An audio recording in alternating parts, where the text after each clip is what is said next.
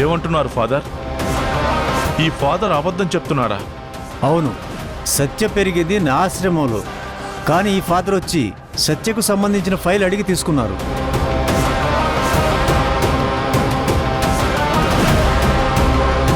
కానీ సాటి ఫాదర్ అన్న గౌరవంతో అన్ని డీటెయిల్స్ ఇచ్చాను. కానీ వాటిని మార్చి తనకు అనుకూలంగా రెడీ చేసుకున్నాడు.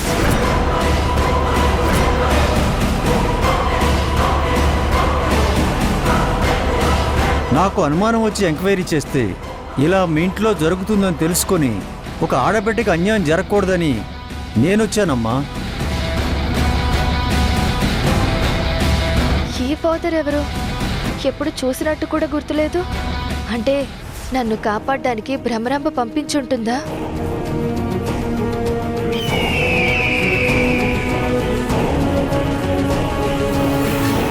అమ్మయ్యా, సమయానికి పంపించి మంచి పని చేశారు భ్రమరాంబ గారు. మీ టైమింగే టైమింగ్. సత్యకు 3 సంవత్సరాల వయసున్నప్పుడు రోడ్డు మీద కూర్చుని ఏడుస్తూ కనిపించింది. అప్పుడు తనని తీసుకువెళ్ళి నా ఆశ్రమంలో పెంచాను. కావాలంటే ఈ ఫైల్ చూడండి.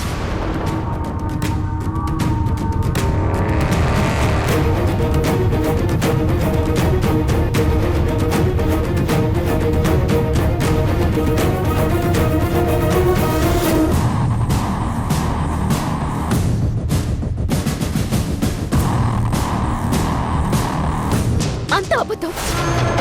మళ్ళీ ఆ భ్రమరాంబ ఏదో కుట్ర చేసి ఈ ఫాదర్ని పంపించుంటుంది. ఈ ఫాదర్ తెచ్చినవి చెప్తున్నవి అన్ని పచ్చి అబద్ధాలు. నిజం బయట పడిపోయేసరికి ఎలా తప్పించుకోవాలో అర్థం కాక మళ్ళీ కొత్త డ్రామా మొదలు పెట్టావా? అసలు నువ్వు తీసుకొచ్చిన ఫాదర్, అతను తెచ్చిన సాక్ష్యాలన్నీ అబద్ధం. అదేంటి సత్య, నేను అబద్ధం ఆడుతున్నానా? చిన్నప్పటి నుంచి నిన్ను ఈ చేతులతో ఎత్తుకొని ఆడించి పెంచాను. అలాంటిది నన్ను అబద్ధం అంటున్నావా? ఇలా మారిపోయేవేంటి సత్య?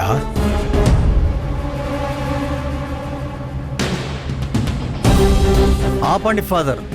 డబ్బు ఆశకు లేదా మరేదైనా కానుకకు ఆశపడి ఒక ఆడబిడ్డకు అన్యాయం చేయాలని చూడకండి. ఆ ప్రభువు మిమ్మల్ని క్షమించడు.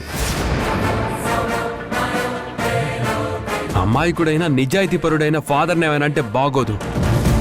అవసరాల కోసం డబ్బులు తీసుకుని అబద్ధం ఆడుతుంది నువ్వు. మర్యాదగా నిజం చెప్పు, లేదంటే ఫాదర్ అని కూడా చూడను. ఏంటి, నిజం బయటపడేసరికి దౌర్జన్యానికి దిగుతున్నారా? అంటే నిజం చెప్పిన వాళ్ళని చంపేస్తారా? నీలాంటి చీటర్స్, మోసగత్తెలకు చంపడాలు తెలుసు, మాకు బతికించడం తెలుసు. చాలు, ఇంకాపండి.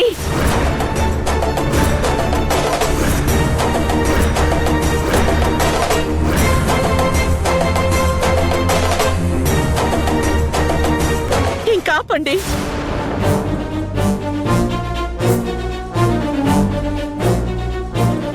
సారీ ఫాదర్, ఇక మీరు వెళ్ళిరండి. మా ఇంటి సమస్యని మేమే పరిష్కరించుకుంటాం. ఇంతవరకు వచ్చి మాకు సాయం చెయ్యాలి అనుకున్నందుకు మీ ఇద్దరికీ థ్యాంక్స్. దయచేసి మీరు వెళ్ళండి.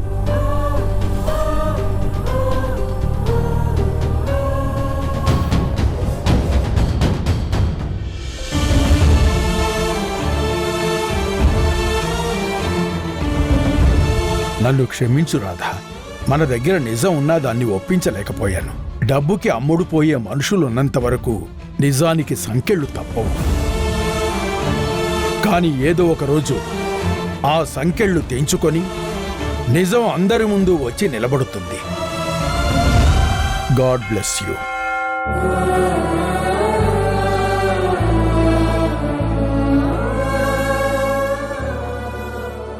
ఎందుకు దేవకి మనకిన్ని కష్టాలు, ఇన్ని ఇబ్బందులు? మన రక్తం, మన వంశం, మన బిడ్డ మన కంటికి ఎదురుగుండా ఉన్నా గుర్తించలేని గుడ్డి వాళ్ళం అయిపోయావే. అత్తయ్య గారు, రేపు మన ఇంటి బిడ్డెవరో నేను తెలుస్తాను.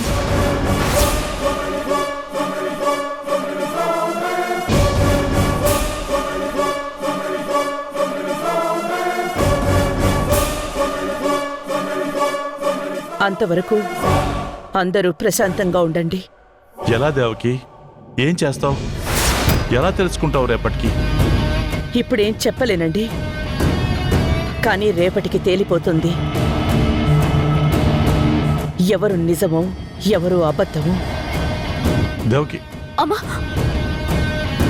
రేపు తేలుస్తుందా? ఎలా తెలుస్తుంది? ఏం చేస్తుంది? నాన్న,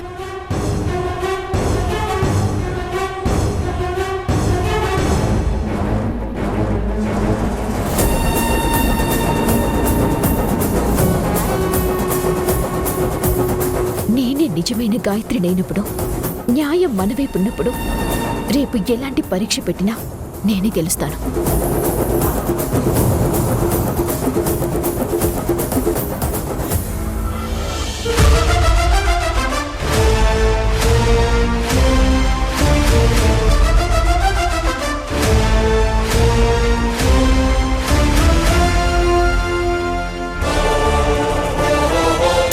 ఏంటి రాధా ఇది? నీలాంటి పరిస్థితి ఏ అమ్మాయికి రాకూడదు. చిన్నప్పుడు అల్లారు ముద్దుగా పెంచుకున్న కుటుంబానికి దూరం అయ్యావు. అందరూ ఉండి అనాథలా పెరిగావు. ఆ దేవుడి దయ వల్ల ఒక మంచి కుటుంబం నిన్ను తీసుకువెళ్ళి తమ సొంత కూతురిలా చూసుకున్నారు. కానీ అక్కడ నీ తమ్ముడి వల్ల కొన్ని ఇబ్బందులు ఎదుర్కొన్నావు. ఏదోలా ఎదిగావు. అలా రకరకాలుగా ఎగుడు దిగుడుగా సాగుతున్న నీ జీవితంలో నీ రక్త సంబంధీకులని తెలియకుండానే ఈ ఇంట్లో అడుగుపెట్టావు. ఇన్ని రోజుల తరువాత నీ అసలు సెసలు కుటుంబం ఇది అని తెలుసుకొని ఆనందించే లోపే నిన్ను నువ్వు గాయత్రి అని ప్రూవ్ చేసుకోవాల్సిన పరిస్థితి వచ్చింది. వాటిని కూడా అధిగమించి అన్ని ఆధారాలు చూపిస్తే ఇంకా 24 గంటల సమయం ఉంది తీర్పు రావడానికి. విధి ఆడుతున్న నాటకంలో మనందరం పాత్రదారుల మనోహర్. ఆ భగవంతుడు ఎప్పుడు ఎలా జరగాలో అలా జరిపిస్తాడు. పరుల మాటల వలన అగ్ని ప్రవేశం చేసిన సీతాదేవి, దుష్యంతుడి మతిమరుపు వలన అడవుల పాలైన శకుంతలాదేవి, అలాంటి వాళ్ళందరూ వాళ్ళని వాళ్ళు నిరూపించుకునేందుకు పరీక్షా సమయాన్ని ఎదుర్కోవాల్సి వచ్చింది. అలాంటిది మానవ మాత్రలమైన మనకు తప్పదు కదా. నువ్వు చెప్పింది నిజమే. కానీ రేపు దేవకి మేడం ఎలాంటి నిర్ణయం తీసుకుంటుందో, ఏ బేసిస్ పైన ఆలోచిస్తుందో అర్థం కావడం లేదు. కళ్ళ ముందే ఆధారాలన్నీ కనపడుతున్నా రేపటి వరకు టైం అడిగిందంటే అసలు తనేం ఆలోచిస్తుంది? నాకు అదే అర్థం కావడం లేదు మనోహర్. కానీ మనం ఆధారాలు అన్నీ చూపించాక ఆ సత్య తన నక్క తెలివితేటలతో మ్యానిపులేట్ చేసి అమ్మ, నాన్న, బామ్మ అందరినీ కన్ఫ్యూజన్లో పడేసింది. కానీ నాకు నమ్మకం ఉంది మనోహర్, మా అమ్మ ఎప్పుడూ సరైన నిర్ణయమే తీసుకుంటుంది. నన్ను కూతురిగా గుర్తిస్తుంది. ఈ రోజు తర్వాత మనందరం హ్యాపీగా కలిసి ఉంటాం. ఆ దేవుడు నాకు అన్యాయం చేయడు మనోహర్. అవును రాధా, నిండు చంద్రుణ్ణి కమ్ముకున్న కారు మబ్బులు తొలగిపోయినట్టు ఇన్ని రోజులు నీ జీవితంలో ఉన్న మబ్బులు తొలగిపోయి పున్నమి చందమామలాగా వెలిగిపోతావు. రేపటి నుండి నీ జీవితంలో ఆనందాలు, సంతోషాలు తప్ప ఏమీ ఉండకూడదని నేను బలంగా కోరుకుంటున్నాను. అంత మంచే జరుగుతుంది. ఆ సత్యను చిన్నప్పటి ఫ్రెండ్గా తనని కలుసుకోవాలని ఎంతో కాలంగా వెతుకుతూనే ఉన్నాను. కానీ తను నా కళ్ళ ముందుకొచ్చి నా ఫ్రెండ్ అని తెలిసే సమయానికి ఒళ్ళంతా స్వార్థం, మోసం, కుళ్ళు, కుతంత్రాలతో నిండిపోయింది. ఇప్పుడు తనని చూస్తుంటేనే కంపరంగా ఉంది. ఇన్ని రోజులు నా ఫ్రెండ్ని కలవటానికి ఎంతగా తప్పించిపోయానో ఇప్పుడు తనని చూస్తుంటేనే చెప్పలేనంత కోపం వస్తుంది. అవును రాధా, రేపు నువ్వు ఇంటి వారసురాలిగా మేడం వాళ్ళ దగ్గర తీసుకున్న వెంటనే ఆ సత్య అంతు చూడాలి. మళ్ళీ ఇలాంటి దిక్కుమాలిన పనులు ఎక్కడా చేయకుండా కట్టడి చేయాలి.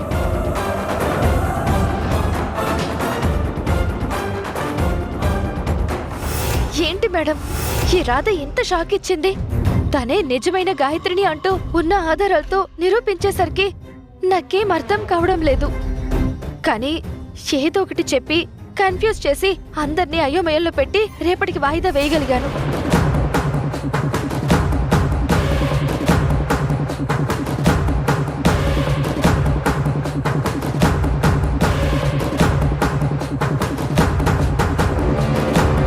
నాకు అదే అర్థం కావడం లేదు సత్య. నేనెంత ప్రయత్నించినా ఆ రాధకి నిజం తెలియకుండా ఆపలేకపోతున్నాను. ఏంటో మేడం, అంతా గందరగోళంగా ఉంది. ఫేక్ గాయత్రిగా ఈ ఇంట్లో అడుగుపెట్టిన నాకు అడుగడుగునా మీ సపోర్ట్ ఉంటుంది అనుకున్నాను. కానీ చివరి మూమెంట్లో మీరు ఆ రాతని ఆపలేకపోయారు. దానివల్ల ఎంత ప్రాబ్లం వచ్చిందో చూడండి. ఇప్పటికేం కాలేదు కదా, నేనున్నాను. అంతా నేను చూసుకుంటాను. ఏం చూసుకుంటారో ఏంటో మేడం.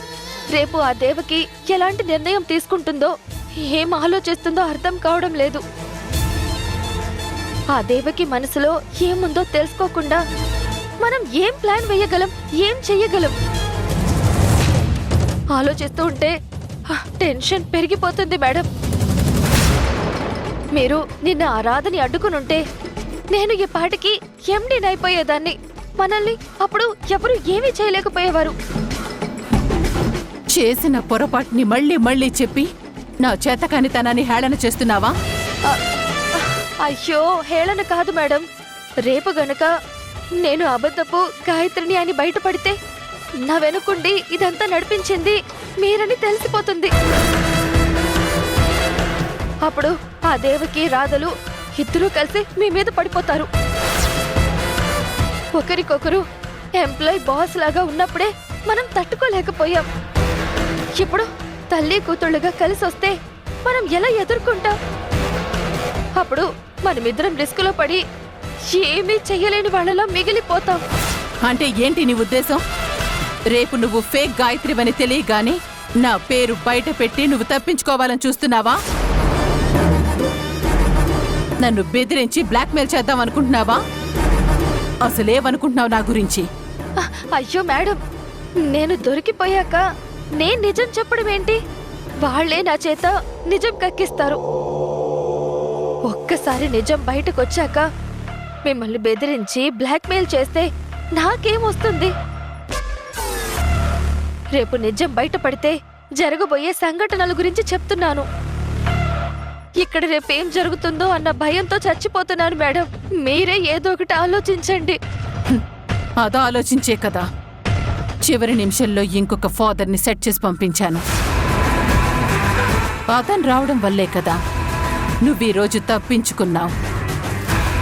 అది అర్థం చేసుకోకుండా నీ ఇష్టం వచ్చినట్టు మాటలు వదిలిపెడుతున్నావు. ఒకవేళ నేను ఆ ఫాదర్ని సెట్ చేయకపోయుంటే ఈ పాటికి నువ్వు రోడ్డు మీద అడుక్కు తింటూ ఉండేదానివి. నిజమే కదా, ఆవేశంలో ఈ భ్రమరంపని కెలికాను. నిజంగా తను ఫాదర్ని సెట్ చేయకపోయి ఉంటే నా బతుకు బస్ స్టాండే. నిజం మేడం, మీరిదంతా చేశారు. కానీ రేపు ఆ దేవకి ఎలాంటి నిర్ణయం తీసుకుంటుందో తెలియడం లేదే. ఇప్పుడు దారిలోకి వచ్చావు. రేపు ఆ దేవకి ఎలాంటి నిర్ణయం తీసుకుంటుందో తెలిస్తే మనం ఆలోచించడానికి ఏవైనా ఉంటుంది. అంతవరకు ఏం ఆలోచించాలో కూడా అర్థం కావడం లేదు. నువ్వు మాత్రం ధైర్యంగా ఉండు. ఈరోజు ఎలాగైతే నువ్వు గంభీరంగా నిలబడ్డావో రేపు కూడా అదే మెయింటైన్ చేయి. ఏమాత్రం నువ్వు తడబడినా ఆ రాధ ముందు అడ్డంగా దొరికిపోతావు. ఈలోపు నేనేం చేయాలో అది ఆలోచిస్తాను. ఇంకో విషయం, నువ్వు జాగ్రత్తగా ఉండు. రాధ ఎంప్లాయీగా ఉన్నప్పుడే నువ్వు దొంగ గాయత్రివని గుర్తించి బయటికి పంపించడానికి ట్రై చేసింది. అలాంటిది తానే నిజమైన గాయత్రిని అని తెలుసుకున్నా రాధను ఆపడం చాలా కష్టం. క్షణ క్షణం అలర్ట్గా ఉండు. రేపు అక్కడ ఏం జరుగుతుందో చెప్పు. దానికి కౌంటర్ రెడీ చేద్దాం. Be careful.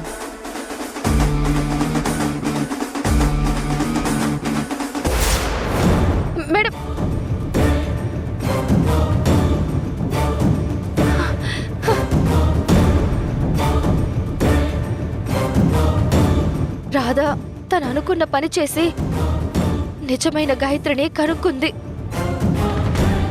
కర్మకాలి ఆ గాయత్రి తనే అయి కూర్చుంది. చిన్నప్పటి నుంచి అంత స్నేహం చేసినందుకు నన్ను వెనక్కి లాగుతూనే ఉంది. ఇప్పుడు ఏకంగా నా జీవితాన్ని సర్వనాశనం అయ్యేలా చేస్తుంది.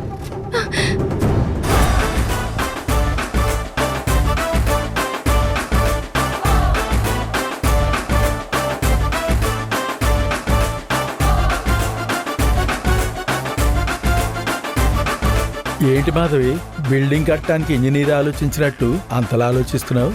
నాకు చెప్పొచ్చు కదా. నిన్ను ఎలకల మందుతో చంపాలా, పురుగుల మందు ఇచ్చి చంపాలా అని ఆలోచిస్తున్నాను. మీరు చెప్పండి, ఏదైతే బెటరా? అయ్యయ్యో, నీకు ఎలకల మందు పురుగుల మందు ఫ్యాంటసీ ఏంటి? అయినా ఇంత వైల్డ్ నిర్ణయం ఎందుకు తీసుకుంటున్నావు? అయినా నేను చచ్చిపోతానన్న బాధ గాని, నేను పోతే పసుపు కుంకుమ ఈ కలర్ చీర లేకుండా నువ్వు అంత బాగుండవు. నువ్వు బాగుండాలి అంటే నేను బతికుండాలి. నాకంత పట్టింపులేవి లేవు. మీరు పోయినా నేను హ్యాపీగా మేకప్ వేసుకుని అందంగా రెడీ అవుతాను. నువ్వు దేని గురించి ఏమీ బాధపడకు. అయినా అసలు గాయత్రి ఎవరో తెలియక నేను ఆలోచిస్తూ ఉంటే మీరు నన్ను డిస్టర్బ్ చేస్తున్నారు. ముందు గాయత్రి అంటూ ఆ సత్య వచ్చింది. మన ఇంటికి ఎంప్లాయ్గా వచ్చిన రాధ ఇప్పుడు నేనే గాయత్రి అంటోంది. అసలు ఎవరు గాయత్రి, ఎవరు కాదు? ఆ టెన్షన్ నీకు నాకు ఎందుకు చెప్పు. రేపు ఎలాగూ వదినా నిజమైన గాయత్రి ఎవరో చెప్తాంది కదా, మనం అప్పటిదాకా వెయిట్ చేస్తే మనకే తెలిసిపోతుంది కదా. దానికి ఎందుకు తొందర? నాకు అదే అర్థం కావటం లేదండి. అసలు అక్క ఏం ఆలోచిస్తోంది? అసలు గాయత్రిని ఎలా కనిపెడుతుంది? నాకిప్పుడున్న మూడ్లో మనం జాగ్రత్తగా ఉండడం ముఖ్యం. అసలే గాయత్రిని కిడ్నాప్ చేసిన విషయంలో కొంచెంలో తప్పించుకున్నాం. లేదంటే మొదటికే మోసం వచ్చేది. గాయత్రి విషయంలో తప్పించుకున్నాం గాని లేకపోతే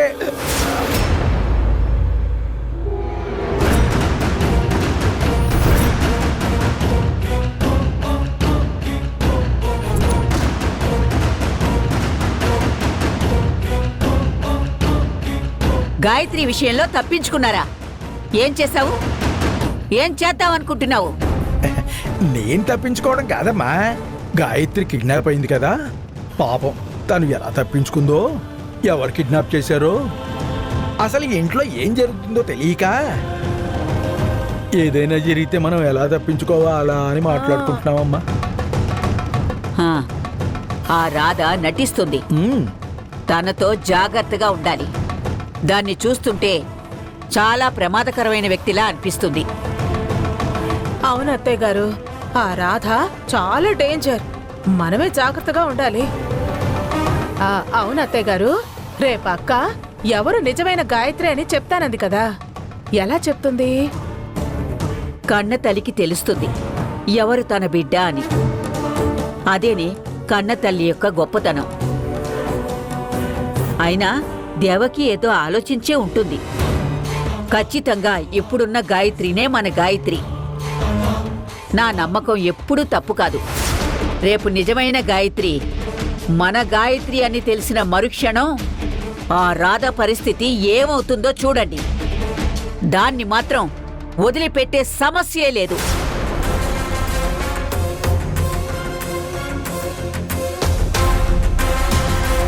అమ్మో, కాస్త అయితే అమ్మ చేతిలో చచ్చిపోయేవాళ్ళం. ఏదో మేనేజ్ చేసాం కాబట్టి సరిపోయింది. మాధవి, మనం కూడా జాగ్రత్తగా ఉండాలి. జాగ్రత్తగా ఉండాలి మాధవి.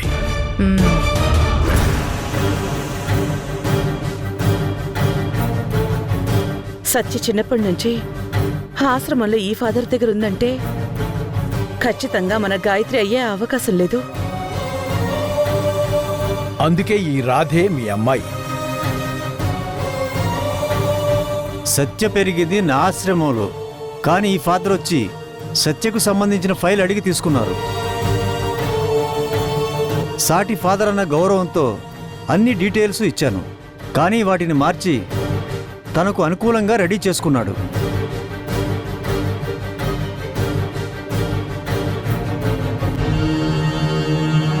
దేవకి, ఏం ఆలోచిస్తున్నావు?